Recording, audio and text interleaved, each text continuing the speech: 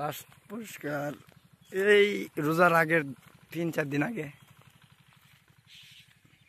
জঙ্গল আছে প্রচুর। বিষ মারা হয়তো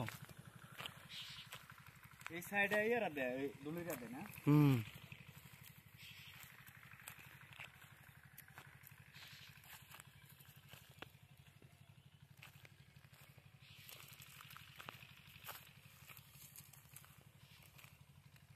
ঢাকা শহরে তোর এক কবর উঠবে মনে কর 2 দিন পর আরেকটা করে। ঢাকা শহরে কয় আমি গেছিলাম মাটি দিবার এত অবস্থা বাজে। আর আঙ্গুর মনে কর আমরা 3-4 বছর যদি মরেও যাই তারপরে জায়গা সমস্যা নাই। এই সামনেটা মানে পরিমাকার কবর না। এটা কার মরহুম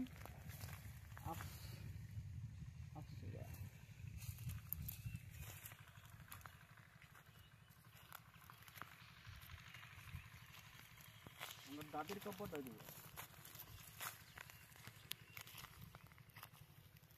এটা মানে পরিমাকার না না গাড়িটা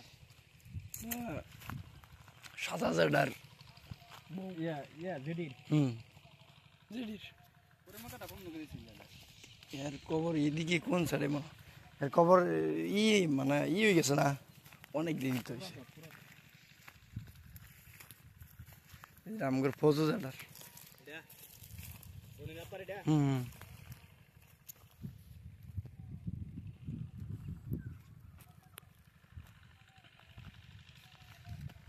এটা হইল সাকিবের বাপের কবর।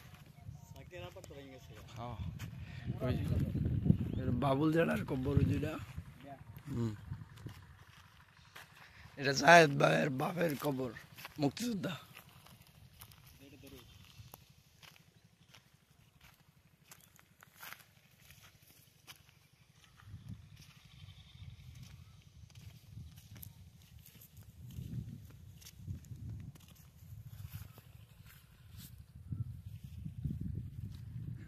গোরস্থানটা অনেক বড়।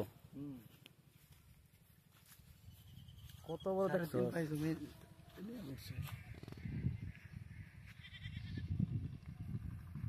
চল জায়গা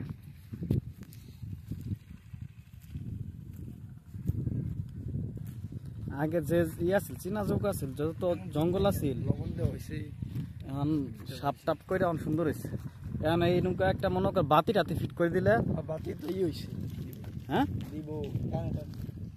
কারেন্ট বাতি মনে কর রাজাপুরের গুরুস্থান না সুন্দর ওই মাঝখান দেয়া তো রাস্তা তোমার এনে গাছ লাগানোর সিস্টেম করবো বলে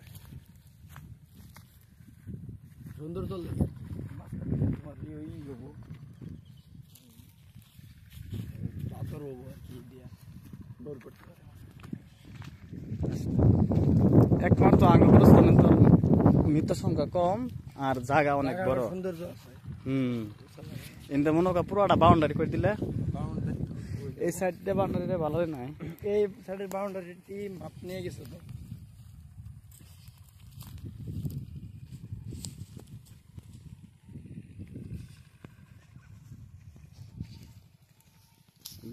তলবদার পাড়া কবরস্থান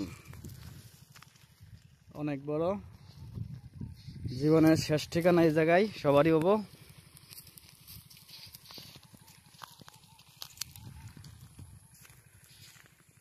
যারা যারা মরবো সবারই ঠিকানা নৌকা যত কিছু করুক বাড়ি গাড়ি যা কিছু করুক সবারই এই বিলের পাশেই সমাধি হবো।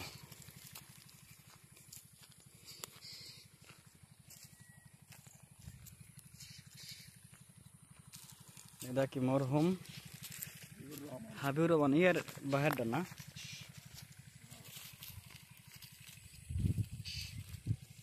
এই সাইডে রুলির যারা আছে ওগরে বেশি একটা মাটি দিতে হয় এই সাইডটাতে অনেক বড়।